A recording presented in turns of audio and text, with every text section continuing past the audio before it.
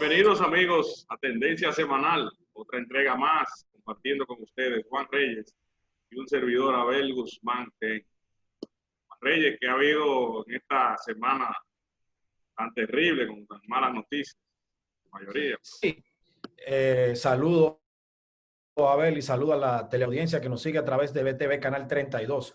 Una semana muy difícil, dolorosa para la República Dominicana, incremento de los casos de COVID, aumento del número de pacientes en UCI, aumento del número de pacientes en los hospitales y en las clínicas privadas, así como el incremento de fallecimiento de personas. Esta semana tuvimos la pena de despedir uno de los grandes cantautores dominicanos, en Víctor, quien fuera ingresado el pasado fin de semana a la Plaza de la Salud, y ya el jueves en horas de la tarde recibíamos la infausta noticia de su muerte a los 71 años. Duelen este tipo de muerte de personas que aportan a esta sociedad y que tienen un peso específico en la República Dominicana. A ver.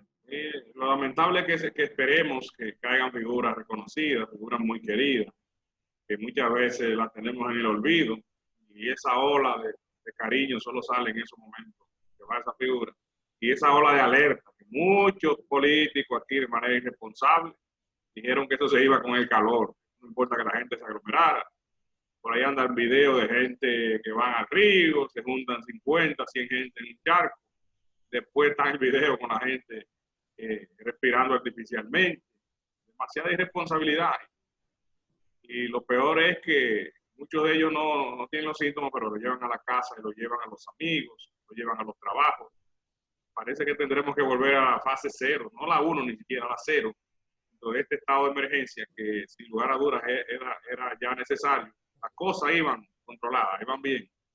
El desastre de la caravana, la responsabilidad de muchos comercios, de ellos restaurantes, que hoy están pidiendo que le dejen prácticamente normal.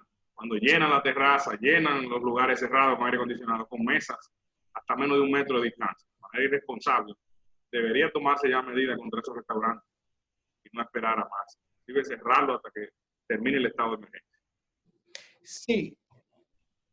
Sí, a ver, hay que reconocer que ha habido una irresponsabilidad generalizada. Aquí ha habido irresponsabilidad de las autoridades, de la clase política, de la ciudadanía, de las instituciones privadas como empresas que tratan de buscar sus recursos en medio de esta situación de crisis, pero que tienen que tratar de subsistir. Es una situación penosa lo que estamos viviendo y ojalá Dios meta su mano para evitar que esta situación siga propagándose. Recuerda que en los barrios populares del Gran Santo Domingo hay un gran hacinamiento. La gente muchas veces lo que tiene es una casa que lo divide en un seto, como decimos popularmente, un playboy o un zinc, o una madera de palma o una madera normal.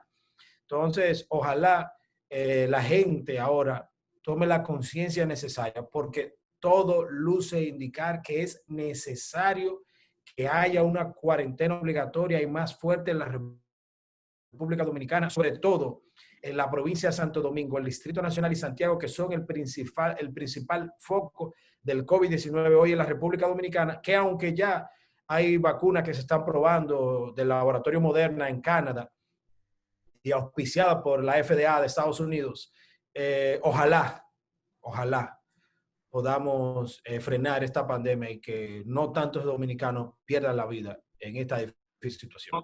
Eso no le da a la gente, vivir en algunas que otras condiciones, no le da el derecho a la gente, tanto rico como clase media y pobre, para armar desastre en una esquina, aupando ese desastre. Mira cómo pasó ahí en el centro de la ciudad, Plaza Universitaria. Estos bares irresponsables, ahí, gente fumando juca y pegados uno al lado de otro sin saber cuánto hay infectado ahí. Eso no te da licencia. Tenemos que volver a un estado no solo de emergencia, sino policial. La gente no entiende si no es macanazo, lamentablemente. Y esto de la playa, ha habido una apertura muy irresponsable. Hay un aspecto también que las autoridades, ya varias personas se han pronunciado. El uso de la ivermectina, eso se ha dejado de lado, está demostrado la eficiencia que tiene, ya con varias clínicas, La Romana, Puerto Plata. Hay un infectólogo también que lo está aplicando con mucho éxito, Miguel Núñez, que atendió a Luis Abinader y a su familia. Entonces, ¿cuál es el miedo que tiene Salud Pública o el interés de que eso no se tome en cuenta entre los protocolos? Si rápidamente acudieron a la hidroxicloroquina, tuvieron que retirarla. Ese es un punto también que ha quedado en el aire. ¿Qué ha pasado con ese que no se introduce en ese protocolo? Porque si está salvando vidas dentro de la primera semana de infección, vamos a aplicarlo, vamos a recomendarlo a la población o a los médicos que están tratando a esos pacientes de COVID. Sí, hay que decir que la ivermectina ha tenido buenos resultados. En El Salvador, dentro de los kits que el presidente Bukele entrega a los salvadoreños afectados por la enfermedad, además de la hidroxicloroquina, está la ivermectina como producto que permite la rápida cura o mata rápidamente el virus COVID-19. Pero también hay que decir, hay muchas debilidades a nivel estatal, sobre todo en el laboratorio nacional. Lo digo por experiencia propia. Puedo contar mi experiencia. En mi trabajo van a hacer una serie de pruebas rápidas y cuando me decido hacerme la prueba rápida, porque tuve contacto una semana antes con una persona que había dado positivo a COVID, me hacen la prueba rápida te da un diagnóstico de entre 10 y 15 minutos y resulta que la prueba me dicen a los 15 minutos está negativo, me voy. Me llaman después, hora y media, y me dicen, usted tiene una carga viral, usted está positivo, pero vamos a llevarlo al Laboratorio Nacional Fernando de Filló para que usted se haga la prueba PCR. Me hago la prueba PCR al otro día y resulta que pasaron 8 días y no había recibido los resultados. Desastre, un desastre. Para poder quitarme la presión a mi familia, tuve que aislarme. Para poder quitarle la presión a mi familia, me hago la prueba PCR a través del laboratorio de referencia y ahí sale que estoy negativo. Pero 15 días después de haberme hecho la prueba del Laboratorio Nacional y de haber tenido la prueba de referencia que decía que estaba negativo, sale la prueba del laboratorio doctor de Filló diciendo que yo estoy positivo. O sea, estamos en un ambiente de mucha desinformación. Me dicen que los reactivos que hay en el laboratorio no son los mejores y lo que hace que muchos salgan positivos o negativos. Conozco el caso de una persona que trabaja en la Cámara de Diputados. Se hizo la prueba en el Laboratorio Nacional de Filló y resulta que dio negativo ahí, pero va a referencia y se la hace y sale positivo. Y tiene los síntomas cuando sale positivo en el laboratorio de referencia. De las cosas malas que trae que esta desgracia, yo no le digo pandemia, esto es una desgracia, haya caído en medio de una campaña electoral y unas elecciones, ha sido eso. Aquí la gente jugó a la irresponsabilidad antes y ahora hay cierta dejadez. Se perdieron 10 días para tomar una decisión, para enviar eso al Congreso Nacional. 10 días donde hubo, en cada día de eso, más de 15 muertos. 15 muertos. ¿Por qué esperar esos días? ¿Por qué no tomar el toro por los cuernos de una vez al día 6, 7 de julio? Pero bueno, esa es de la parte negativa que ha ocurrido. Esta semana se entregó también el certificado a Luis Abinader Corona, a Raquel Peña, presidente electo y presidenta de la República a partir del 16 de agosto. Sigue la guerra de nervios en el PRM, un desfile por ahí en el Hospital Nicolás de Obando, donde despachan las comisiones, y la desesperación se apodera de las bases del PRM.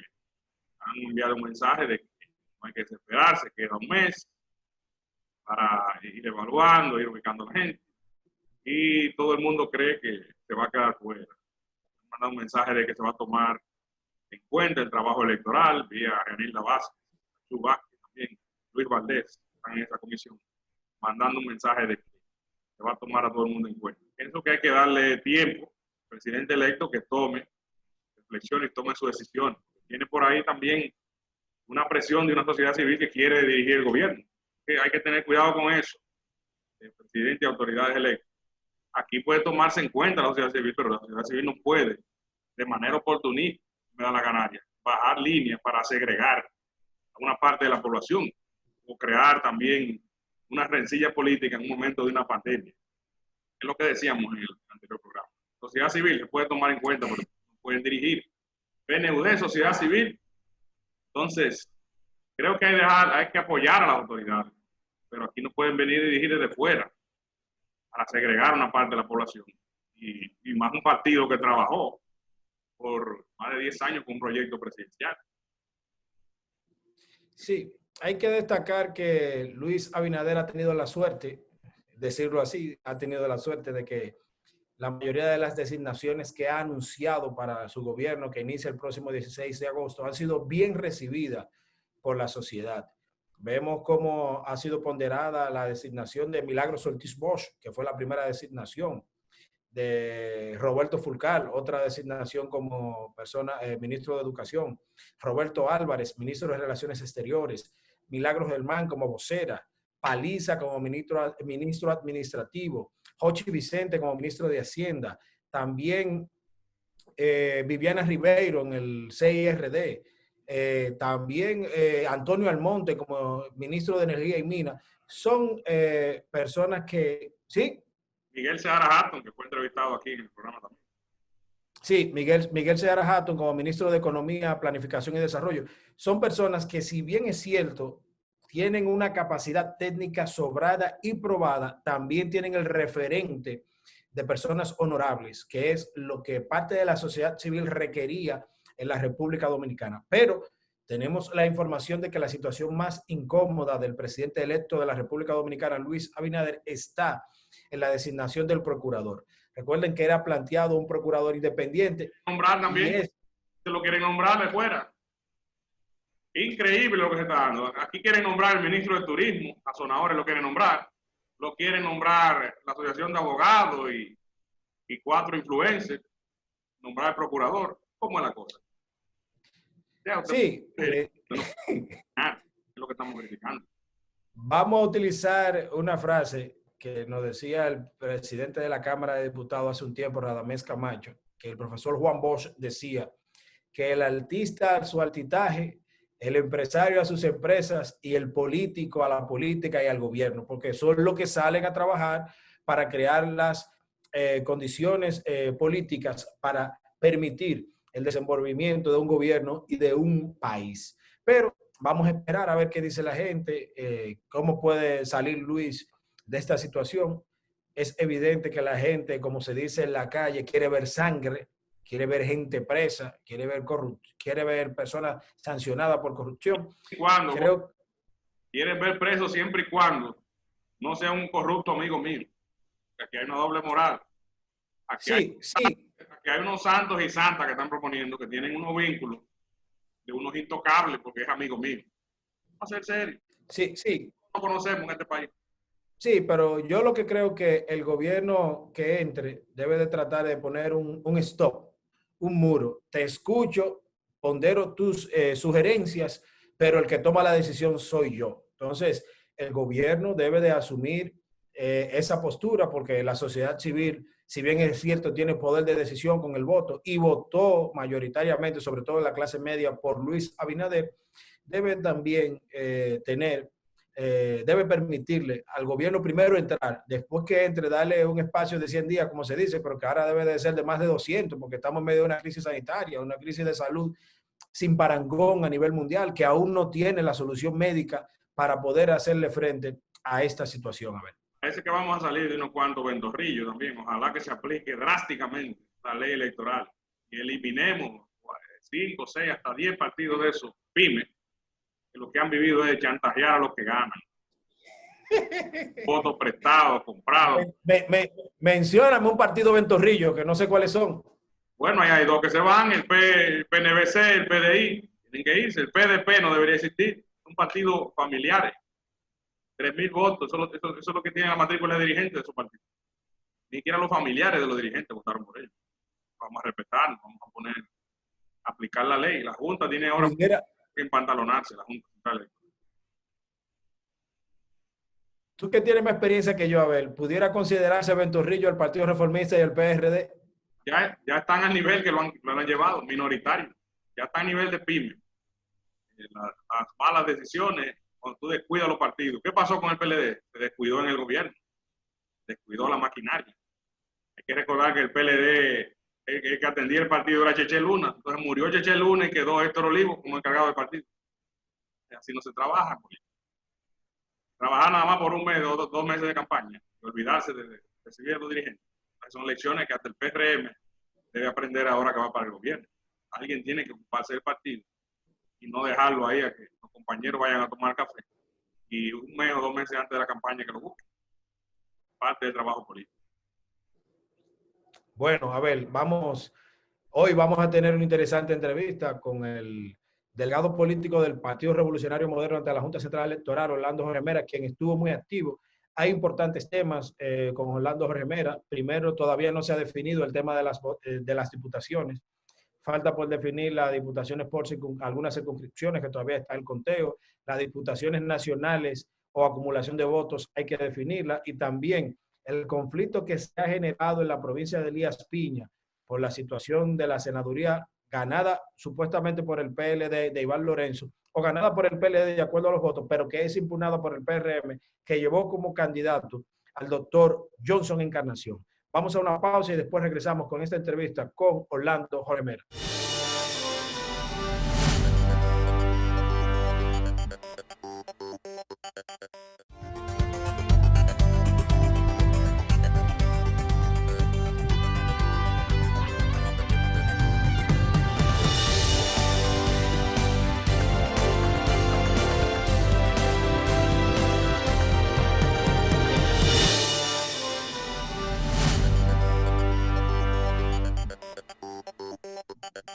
Bien, de regreso, amigos, Tendencia Semanal. Ahora hablamos con Orlando Jorge Mera, hombre de línea dura del PRM. Estuvo ahí en la parte neurálgica, legado político de la Junta Central Electoral. Le damos la bienvenida, Orlando. Buenos días, Juan. Buenas noches, perdón, Juan y Abel. Muchas gracias por la invitación. Orlando, todavía está prácticamente contándose y no se ha definido el tema de los diputados nacionales, que es por acumulación de votos, y en algunas circunscripciones se mantiene el conteo. ¿Cuántos diputados terminará teniendo el Partido Revolucionario Moderno de cara al próximo periodo 16 de agosto? Mira, hasta el momento, en el momento que estamos grabando este programa, faltan básicamente ya la emisión del boletín final del Distrito Nacional y el caso de la senaduría de Elías Piña. Eso es básicamente lo que está pendiente. Viendo los resultados preliminares que hemos visto, el PRM tendrá probablemente entre 18 y 19 senadores en la Cámara Alta, con los aliados del Partido Reformista y la Fuerza del Pueblo. Podemos hacer una mayoría absoluta de unos 24 a 25 senadores. Totalmente. La mayoría ya. Sí. Ahí en el Senado es bastante claro y contundente.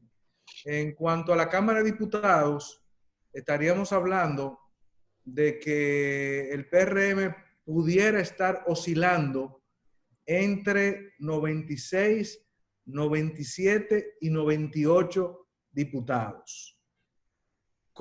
Ese es justamente 96, es el número justo de la mayoría simple. Simple, de la votación simple. De la votación simple.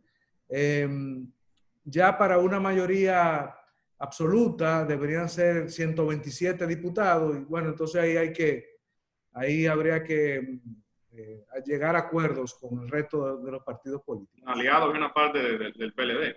Correcto. ¿Qué es lo que ha pasado precisamente en Elías Piña y en la Junta del Distrito? ¿Cuál es el caos que se ha producido? ¿Qué radica el problema? Mira, en la Junta del Distrito, yo estuve allá en la noche del jueves y ahí básicamente ya lo que se estaba terminando de computar eran los votos nulos y ahí lógicamente estamos esperando ya el boletín final para entonces a partir de ahí determinar si se interpone algún tipo de acción ante el Tribunal Superior Electoral. Y en el caso de Elías Piña, ahí la situación es más compleja, porque en Elías Piña la diferencia entre el candidato a senador del PLD y el del PRM es realmente 210 votos, o sea, menos del 1% de votación. Entonces, estamos hablando del 0.74%.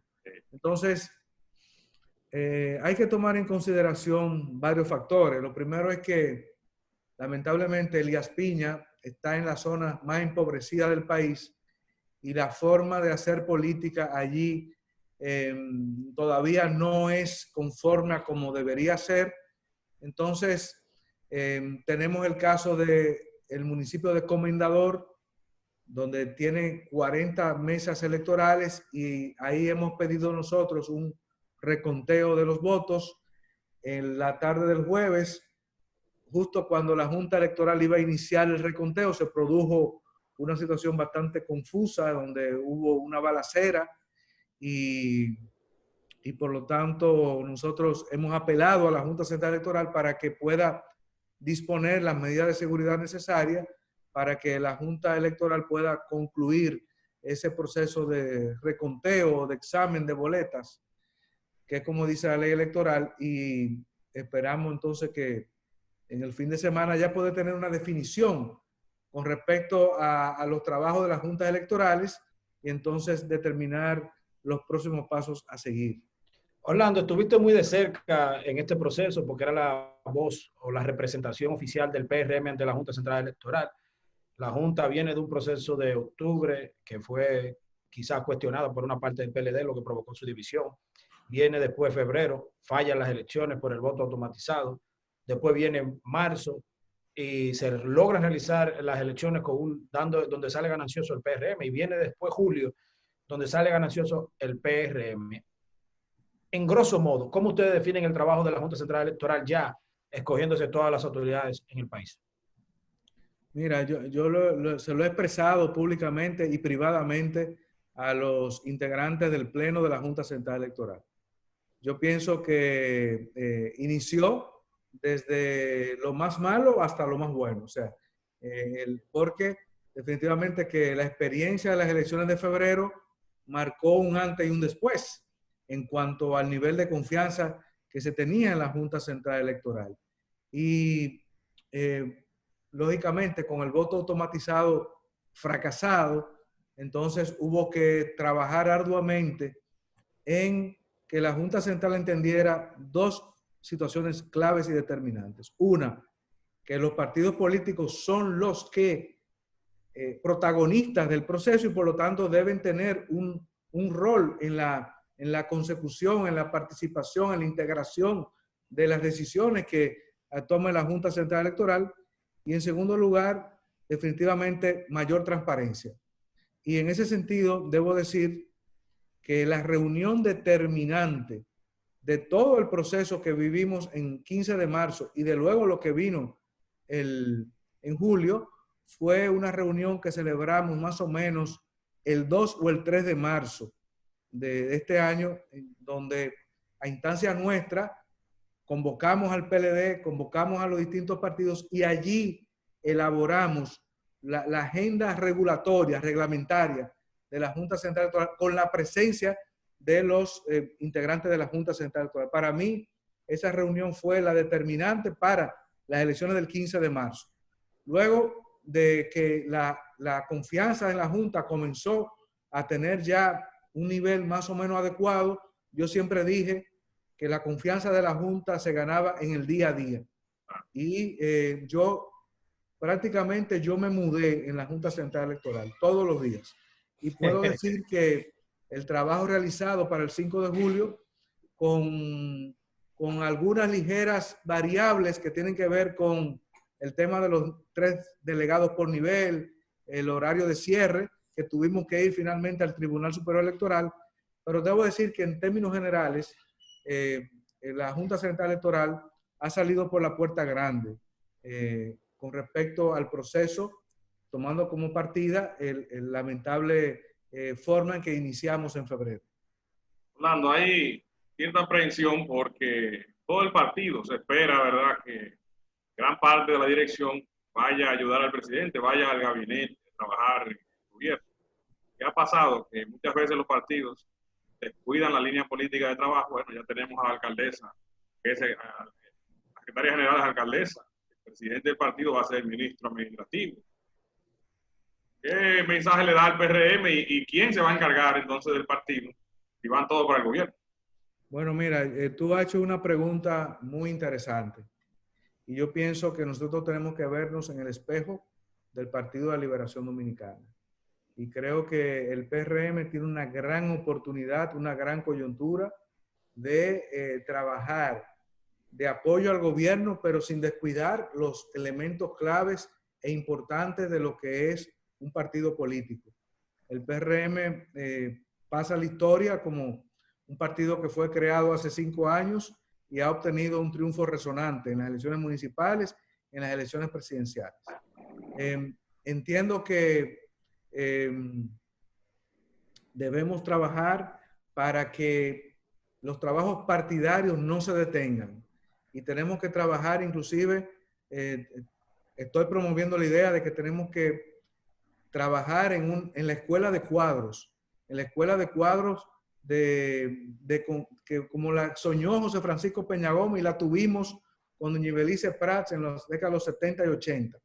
Es decir, que viendo las experiencias que hemos tenido ahora, definitivamente debemos tener una escuela de cuadros en la cual podamos sacar a nuestros delegados que estén en las juntas centrales, en las juntas municipales y en los colegios electorales, independientemente del cuidado de la organización política en términos generales. Entonces, pienso que hay mucha conciencia en cuanto a tanto el presidente electo como la dirección del partido con respecto a que el PRM debe ser cuidado y debe ser protegido y debemos mantener el mismo ritmo de trabajo que siempre hemos tenido sin perder dos cosas. Una, la humildad. Necesitamos entender que el pueblo dominicano nos ha otorgado un mandato sumamente extraordinario, pero al mismo tiempo tenemos que asumirlo con humildad. Y en ese sentido, apelo a los compañeros y compañeras, los que vayan al gobierno, los que no estén en el gobierno, a que asuman esto con la humildad que esto significa.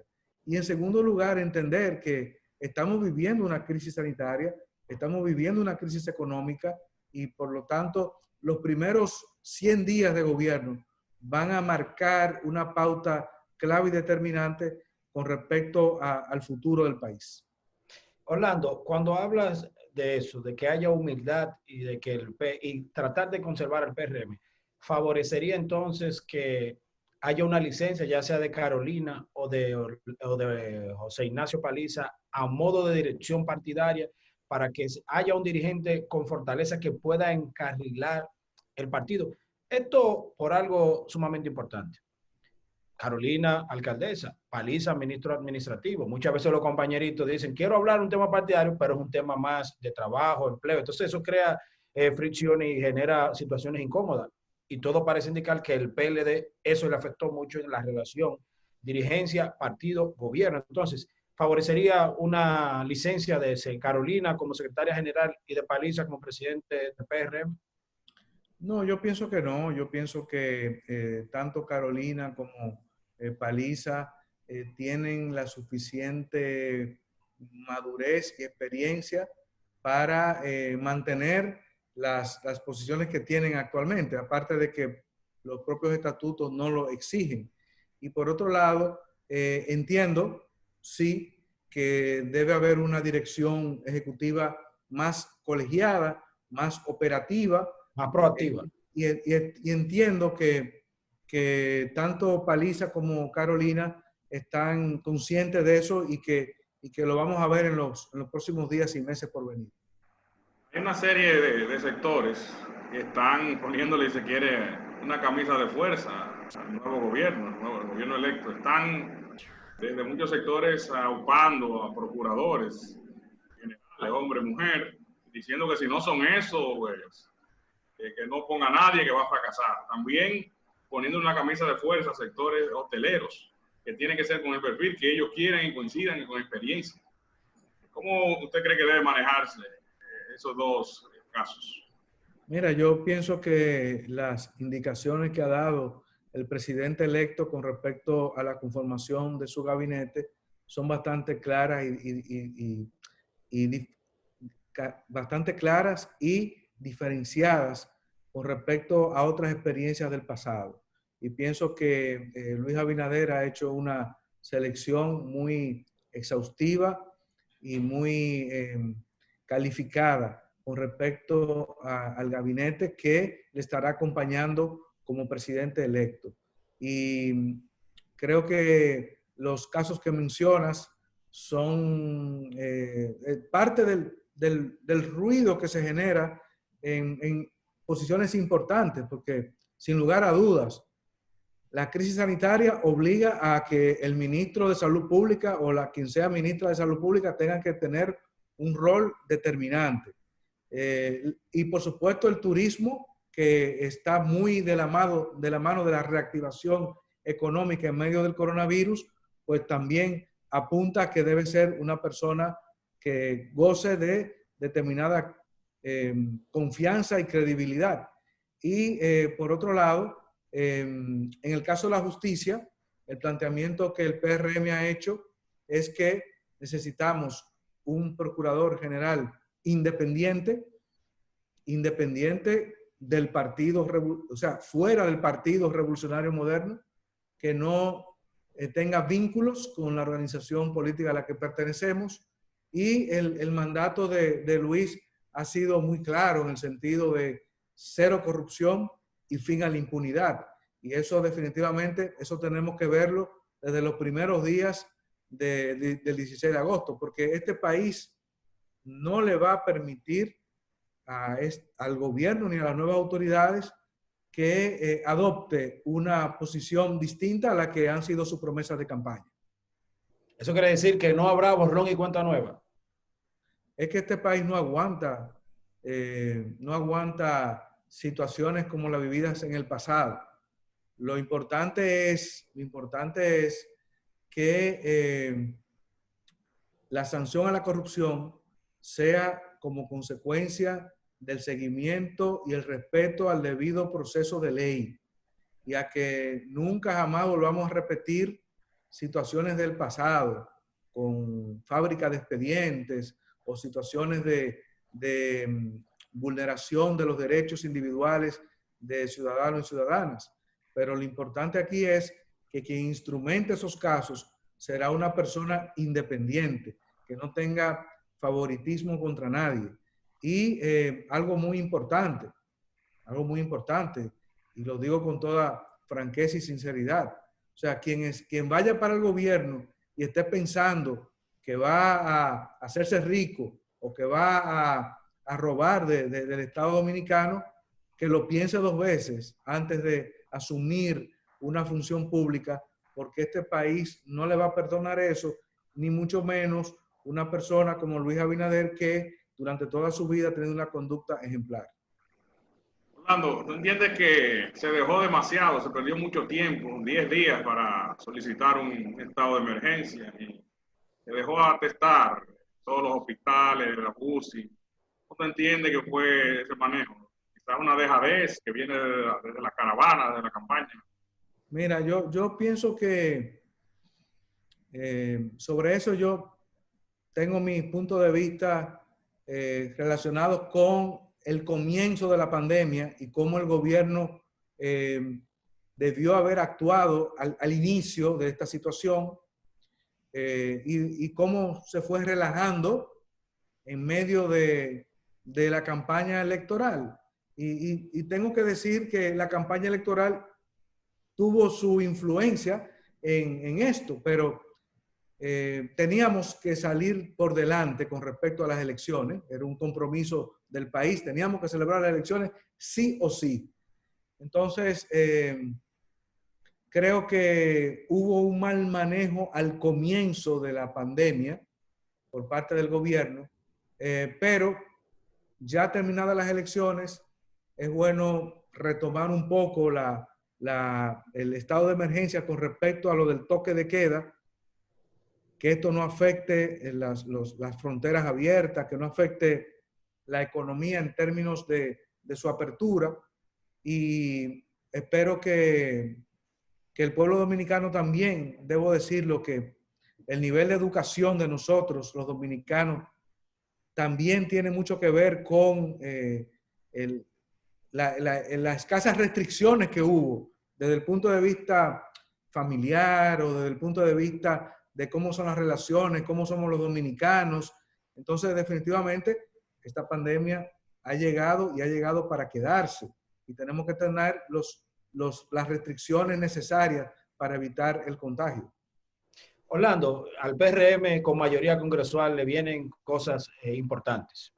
Está por definir el defensor del pueblo, una nueva Cámara de Cuentas, una nueva Junta Central Electoral. Tendrá mayoría para escoger algunos puestos en el Tribunal Constitucional. Podemos decir que la visión del PRM es hacer un gobierno pulcro, de transparencia. Se puede esperar que vayan personas pulcras de respeto a esas instituciones de parte del PRM. Claro que sí. Lógicamente, primero hay que hacer la elección de los nuevos integrantes del Consejo Nacional de la Magistratura. Ustedes son cronistas políticos y les pido su atención al hecho de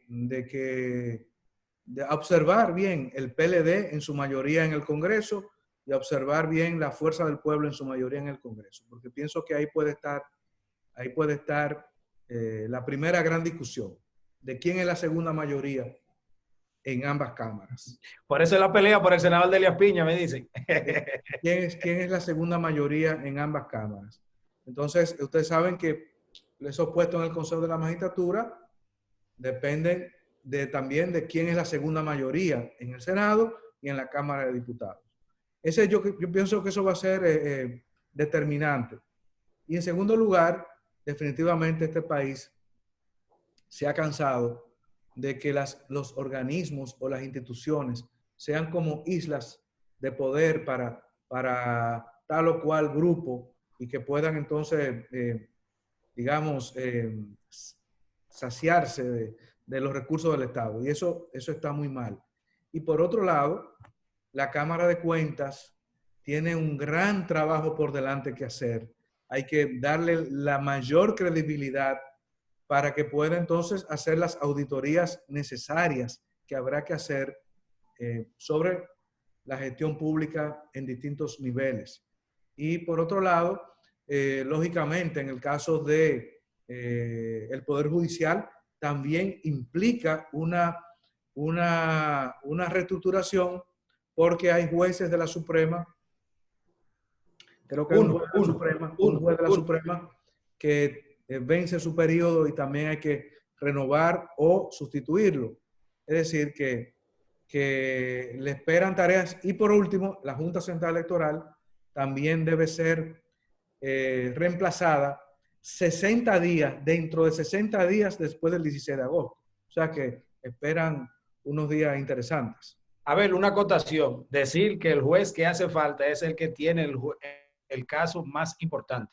El juez Francisco Ortega Polanco es el único juez que falta por ser cambiado porque en agosto pasado venció su tiempo en la Suprema Corte de Justicia y ahora en este proceso deberá de ser cambiado. Pero ¿qué caso lleva, Orlando? El caso de Brecht. Y también el Tribunal Superior Electoral también vence. Completo.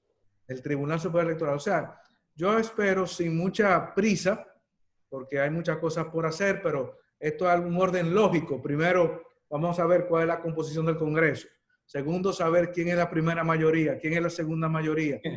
Luego entonces, iniciar todo un trabajo que tiene que ver con Cámara de Cuentas, Junta Central Electoral y finalmente la elección de los jueces que corresponda por el organismo que corresponda ya un poco más adelante.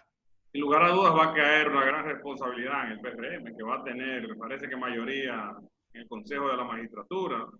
Y bueno, si pone un procurador independiente, procuradora, no se va a inclinar, creemos, en el PRM. Si es que de los planes también del PRM era que haya un Consejo de la Magistratura sin el procurador. Sí, pero entonces para eso habría que reformar la Constitución. O sea, que yo pienso que lo primero es designar a un Procurador General de la República independiente. Y sobre eso ya se está trabajando en esos perfiles y para que el presidente de la República electo lo pueda designar. Y sobre lo otro, pues lógicamente hay que esperar, insisto, la composición del Congreso para luego ver cómo va a quedar el Consejo Nacional de la Magistratura. Ya concluyendo. Orlando, no también... Tiene Orlando Jorge Mera algunos planes, un perfil, un área específica donde aportar en el gobierno.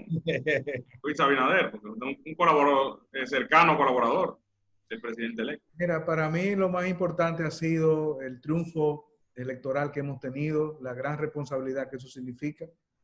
Yo soy un soldado del presidente electo, del PRM, y estaré donde estaré, o donde sea que tenga que estar, pero siempre enfocado, como te acabo de decir, en ayudar al presidente electo, en ayudar al PRM y teniendo muy presente la parte de la dirección partidaria, que es de vital importancia en los primeros días de gestión y en lo que resta de la gestión. A ver, hay que decir que Orlando es un hombre que le gusta mucho el aire puro, el aire fresco, es un hombre que le gusta cultivar los apiarios, tiene la miel de acela y un sinnúmero de cosas. Es un hombre que aparentemente pega mucho, muy cerca del medio ambiente. Está en esa onda. Agradecemos, Orlando, este tiempo para con nosotros y el público de Tendencia Semanal. Muchas gracias. Estaremos... Muchas gracias. Les debo una miel de acela a cada uno. Gracias, Orlando. Pide jalea real y polen.